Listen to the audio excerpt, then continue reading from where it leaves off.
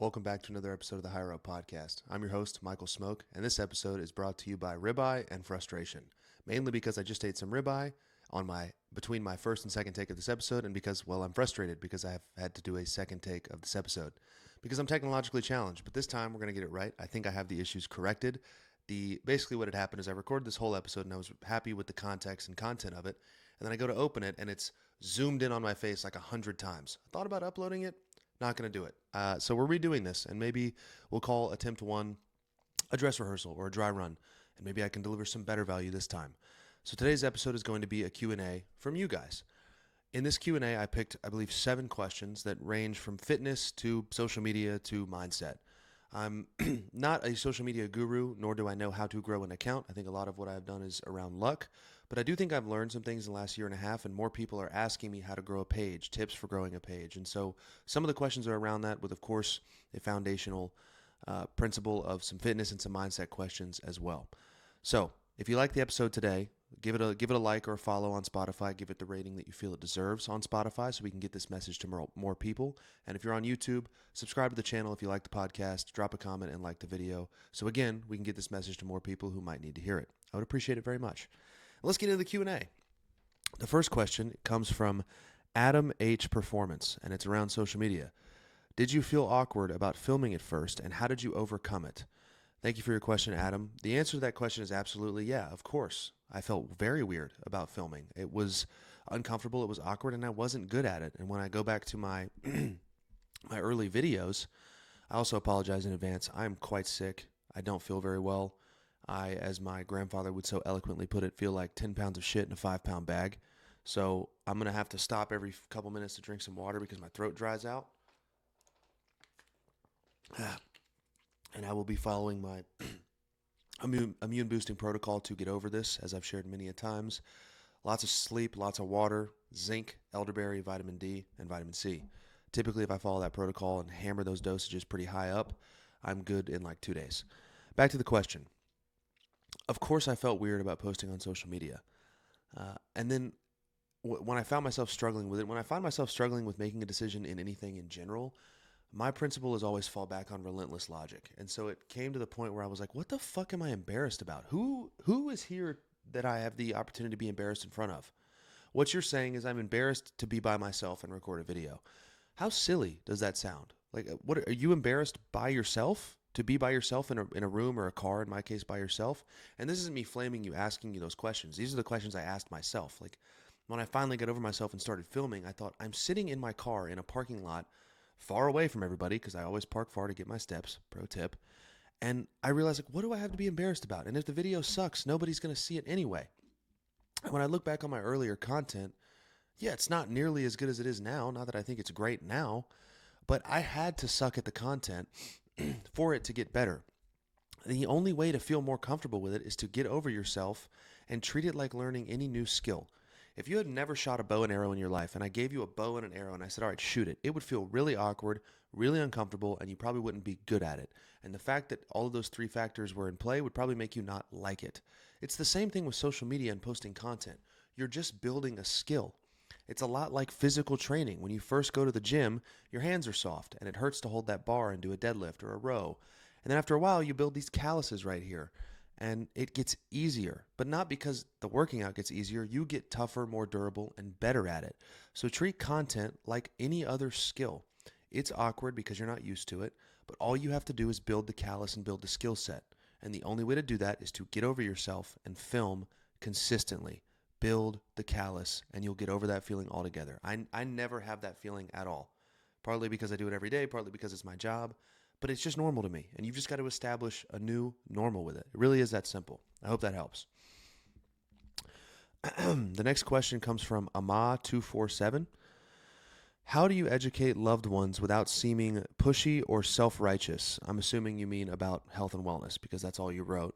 And I picked this question because in an event that I did in Atlanta, which, by the way, if you're interested in coming to my in-person event this Thursday, November 7th, I'll be giving a workshop with my coach, Gabriel Pinto, around consistency and how consistently good always beats occasionally great and how to implement that into your life.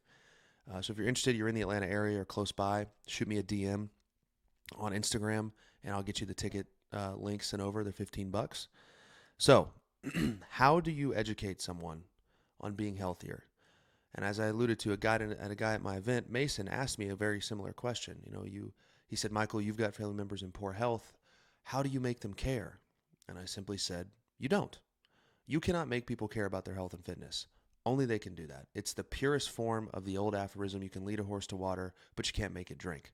Now, a while ago, a professor taught me the extension of that aphorism is unless you give it enough salt. But you can't give them the salt. In most cases, that salt that triggers the horse to drink from the water, right? Stick with me for the analogy, is a diagnosis. It's a major health issue that forces them to change. Maybe you have a family member who's overweight their whole life, and eventually they get diabetes, and then they have no choice. They have to change their lifestyle or they will die or lose a limb. So my advice to you and to any of you out there who struggle with family members who don't care about their health to the same degree that you do, is just lead by example. I think of my mom, who's incredibly healthy for a woman her age or really anybody.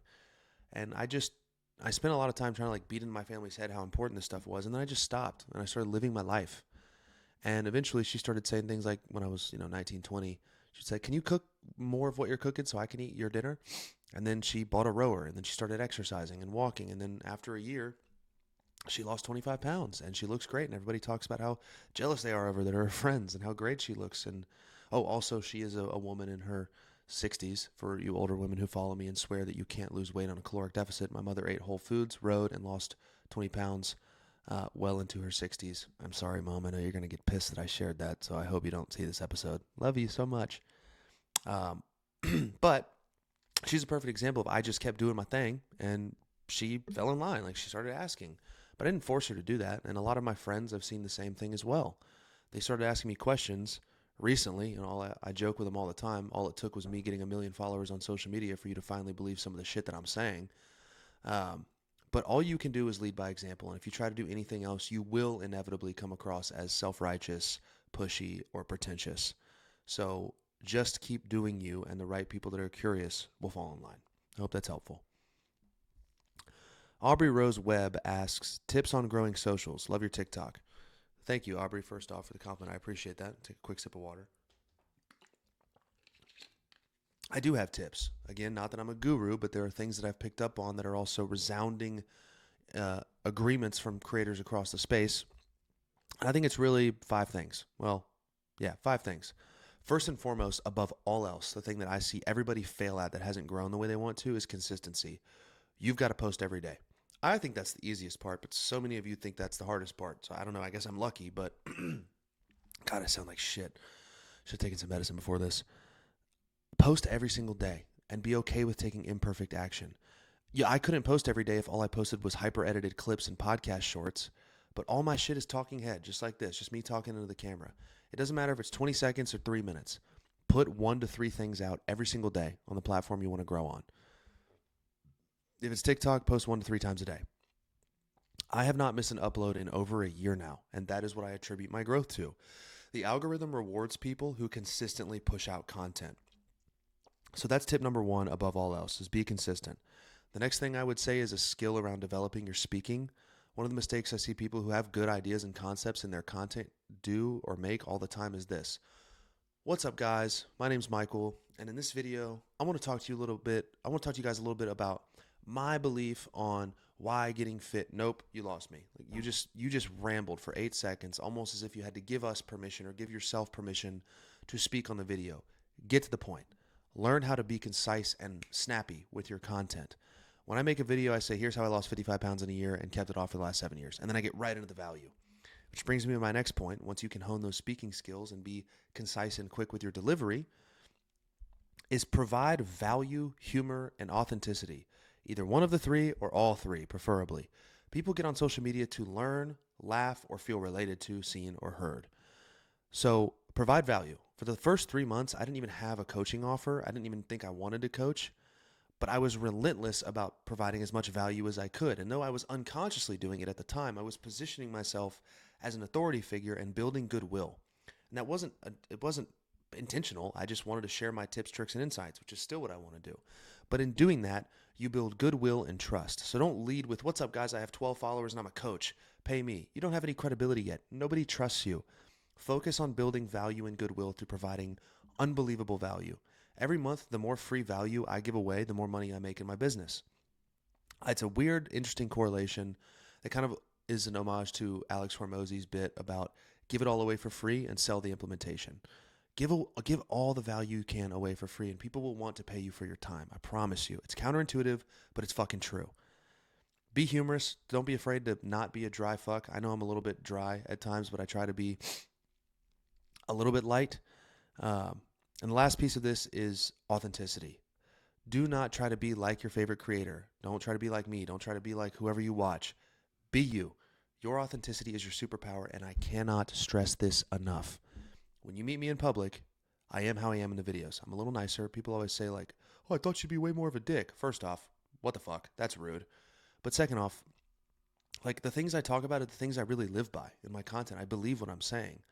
And so if you meet me, like if you get coached by me, if you want to work with me one-on-one as a client, you're going to get the same person. And people can see through the bullshit of you trying to be someone else on social media quickly through that video camera. It's why I think Sam Sulek is as popular as he is because he's just himself. And people are lonely and they want to be around normal people. The day of the hyper loud, unrelatable fitness YouTuber is dead. It's gone. Be a human fucking being. That is your superpower. So if you can be consistent, don't miss an upload for 6 months before you bitch about not having the growth that you want. Be snappy and a concise speaker. Provide value, be funny, and be authentic. If you do those things for 6 months to a year, your social media will grow exponentially. The last thing I'll say is detach yourself from the outcome. Don't say like, I want 100,000 followers in the next 90 days. No. Say, I want to grow a social media page, have dreams and aspirations, and then just focus on your systems. Focus on all the things I just showed you, and the growth, the goal will be a byproduct. I talk about this all the time. If you focus on your systems, your goals will be a byproduct. Shout out James Clear and Atomic Habits for that one. All right. Victor Mora asks, thoughts on the sunlight lamp during winter? I picked this question because it's hilarious how good the timing is because I, for those of you watching on video, ow, that's bright, just bought a happy lamp. This is a 10,000 lux lamp right here that I put in front of my face in the mornings for the first hour or so. And it's supposed to mimic sunlight and help with serotonin and dopamine production to combat seasonal affective disorder, which is, I assume, why Victor asked this question. So if you live in a place that's overcast like it is now here in Georgia consistently, you should use one of those. And if you want more tips and tricks for how to combat seasonal affective disorder, of which I suffer from greatly, I would go to my episode on it. I think it's called How to Combat Seasonal Affective Disorder. It's in one of the first 10 to 15 episodes, but it's on YouTube and Spotify. Go check it out. I just wanted to say I've been using this for like 10 days now, and I fucking love it. I think I do notice a difference. I feel better. I'm sleeping well. So yes, I absolutely recommend the Happy Lamp, but also doing other things that make you feel better, of which I get into in that episode on seasonal affective disorder. Hope that answers your question, brother. Thank you for submitting. Nancy Mustafa asked, I'm actually glad that I'm recording this episode on the second take because I totally just didn't answer this question in the first take of the episode. Create the ideal meal that is filling and has all the nutrients that we need. 3 things. Beef, eggs, potatoes. I swear on my life, if you made that one meal a day every day and you were trying to lose body fat, you would. You would. 100% you would. The combination of beef, eggs, and potatoes is unbelievably filling and nutrient dense. So for me, it looks like 2 things. Either steak and eggs with a potato, or I will make a beef, egg, and cheese omelet and have a side of potatoes. That meal right there, beef, egg, and cheese omelet with, like, I'll tell you exactly what I do for my calorie needs. Adjust to your portions. 6 ounces of ground, 93.7 ground beef. Make it and use the omelet method. Learn how to make an omelet with 4 to 5 eggs. Throw some American cheese in that guy. Fold it over. Let that bitch melt. Why did I say bitch? That was unnecessary. And then like 300 to 400 grams of air fried seasoned potatoes. I eat that meal. I am full for 7 hours. And so I say, if you make that one meal a day for you, don't make it the one meal, but make it a meal that you eat during the day. It will make fat loss so much easier because it's high in protein. It's got a little bit of fiber, but it's got some carbs, but it's high in vitamins and minerals. It's high in all the fat-soluble vitamins because of the beef and the eggs. It's very nutrient dense, and it's honestly a high volume meal. Like 5 eggs, 6 ounces of beef, and 400 grams of potatoes will fill up a big-ass plate. So it not only is high in food volume, it is high in nutrient density, which will help to keep you full. Bonus points, you want to throw in a green vegetable? Sure, I don't really think a green vegetable fits in the mix there. but that will add more volume for low calories. So for me, go-to cutting meal is always a beef, egg, and potato. I have some variation of it every single day. Hope that helps, Nancy. Ryan Cook asks, can you explain your morning routine and the science behind it? I sure can, and I will right now. So if you follow me for a while, you know that I have a morning routine that I preach every single day. It's water, light, movement, cold, mindfulness. 5 things every single day that set my day up for success. So I'll talk a little bit about the science and then the psychology behind it as well. Let's start with the first thing. Roll out of bed, I go hydrate. I drink water with electrolytes because you haven't had fluids in 8 to 12 hours. So you need to rehydrate with water with electrolytes, not just water. Right now what I'm drinking in this microplastic filled bottle that's probably killing me, it's a joke, is just water. Just because I wanted to wet my throat. But you need water with sodium and potassium and magnesium and minerals to rehydrate. Where sodium goes, water flows. That's what hydrates your cells. So water with just a quarter teaspoon of salt or your favorite electrolyte supplement, totally fine. I'm not too picky about it. Light. This time of year when I wake up, the sun is not up yet, so I will do this. I will turn on my happy light. For those of you watching, I just turned it on for 10 to 15 minutes. Or in the wintertime, probably before that, I'll go walk. Like I wake up and I move as quickly as possible because normally in the summertime, I'm getting light and movement at the same time because I'm out the door by like 7:30. I don't wake up crazy early. I'm not some hardo like that. I just wake up at like 7 a.m. normal time. And I'm getting the water and the morning light from the sun or the movement in the morning light and the sun in tandem. But the movement, now we've done water, the principle behind the movement is to get the blood flowing. Simple. I've been laying down for 8 hours. I need blood flow to my brain. I need to wake my body up. And so I do that through light physical activity. You can jog, you can walk, you can run, you can fucking lift, whatever. I just typically walk and train later in the day. The principle behind the light, also the movement is just to sort of move your brain out of theta state and into alpha. When you wake up, your brain is in a theta state, which I'll circle back to in just a moment. And you want to wake it up and get it out of that impressionable state. It's similar to hypnosis, they say, and move it into alpha so you can move into deep work. Don't quote me on that. I think it's either alpha or gamma. I can't remember, but you definitely wake up in a theta state. I apologize if I'm all over the place. Like my brain feels a little fried because I'm a little bit sick, so I do apologize for not being as tight as normal. The next thing is light. So normally it's sunlight. During the winter, it'll be this happy lamp. I got to stop turning that on. It looks terrible on camera. The principle behind that is a couple of things. Number one, it creates a healthy rise in cortisol. Our cortisol is supposed to be higher in the morning, but it's supposed to raise sort of like this on a slower arch, peak around 9 a.m., and then start to slowly fall. So that's going to tell my cortisol to come up, to wake me up. That's what gets you out of bed, is cortisol elevating, body temperature rising. And what was the next thing I was going to say? Light, movement. God, see, I'm so dull right now. Circadian rhythm. So that's also going to tell my body and brain it's daytime things because my eyes are receiving the photons of light that correspond with daytime. So it sets my circadian rhythm for the day. So it's going to wake my body up, trigger peristalsis, but also in the evening, create a melatonin release 12 to 14 hours later. So this is one of the most profound things I did from my routine that I got from Andrew Huberman was morning sunlight, afternoon sun, and evening sun. You will sleep so much fucking better if you get morning sun every day. Bonus points for afternoon and evening sun, but especially 10 to 15 minutes of morning sunlight. The next thing I do is cold exposure. Obviously, not everybody can do this. You can definitely take a cold shower. I do this because it shoots epinephrine or adrenaline, cortisol, and dopamine through the roof. And if that's really the only reason I do cold exposure, I don't think it's some magic fucking pill. But I do think its effects on my energy levels, my well-being, my mood, and my cognition are profound. I mean, some research has shown up to a 200% increase in dopamine, the feel-good or motivational neurotransmitter, from a couple of minutes of cold water exposure a day. So I hop in my ice bath for 2 minutes, get out, and I'm not on my phone. That's the last piece I'll say, mindfulness. I wake up, pray. The first 20 minutes of the day are between me and God, thanking him for another day with my family, my life, and I'm not getting on my phone, which brings me back to my point. When you wake up, your brainwave state is in theta, which is similar to hypnosis, which makes you a little bit more impressionable. And there's some research to suggest that you are more suggestible, more prone or susceptible to good or bad news. So if you wake up, you get stressed out from emails because the first thing you did was open your phone upon opening your eyes. I believe it's one of the worst fucking things you can do for your health. So if you're opening your phone in the morning, first thing, stop doing that. You know who you are. But you're likely to be more stressed from that email. Or if you get bad news, you're going to be more stressed out from that bad news. And also, if you pick up your phone and get that dopamine hit first thing from scrolling, you're more likely to pick it up more frequently throughout the day. So that's my routine. There's a science behind the things that I do, but the psychology behind it is simple.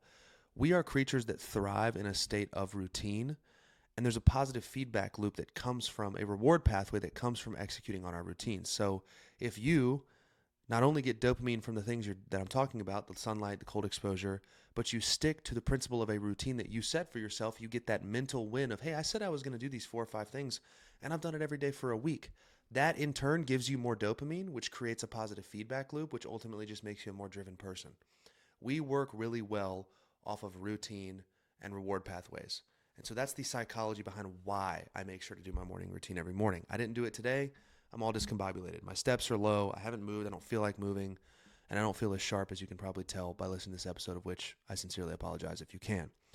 So Ryan, I hope that answers your question. I hope you try the morning routine. And for any of you who haven't tried it yet, do it. It is a game changer. The last question is from Deansy, and I think it's a good one to close on because it's been my life for many, many months now. She asked, when life delivers you a big hit, either mentally or physically, how do you fight your way back on track? And the answer to this is not going to be the one that any of you that are dealing with shit want to hear, but it's the truth. Oftentimes, the things that are the simplest in theory are the most difficult to execute in practice. And the fact of the matter is, unfortunately, the answer is that you just do it. You just do it. I made a video today about the importance of following the plan and not your mood, no matter what happens to you. You have to be relentless about sticking to your plan, because the you on the other side of sticking to the plan is ultimately better equipped to even handle whatever stress you're going through. I think back to the day after my dad, we found out my dad was sick in early July. And I had a track workout scheduled for that week, that day. And it was the last thing I wanted to do. I wanted to sit, cry, be with my dad, because it was a horrible day. And I went out. I did that track workout.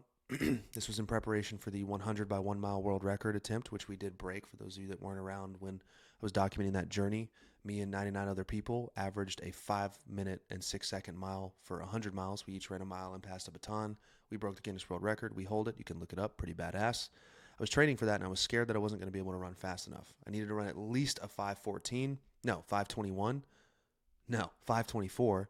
I ended up running a 5:08, which was fucking crazy for me. Super proud of that time. But up until that workout, I didn't know if I could do it. I was fucking scared. And those of you that are in the training or endurance space, you need certain workouts that boost your mental confidence, the belief that you can do it, right? On marathon prep, it's a 20-mile run at race pace. Ultra prep, it's a 25-mile run. You need those workouts that show you like, oh, I can do this. And despite being in the worst mood I had been in years, saddest I had been in ages, I went out and I PR'd my 800 meter and my 400 meter time by like 8 to 10 seconds. And in that moment, that win in that workout, I believe is the reason I ran a 5:08, because in that moment, I believed I could do it. And I made a video about it on the track, covered in sweat, kind of emotional. I posted it that day. The importance of just fucking do it anyway. If I had let my emotions or let what life had thrown at me dictate my decision making in that moment, I wouldn't have gotten that workout, and God knows what would have happened come race day.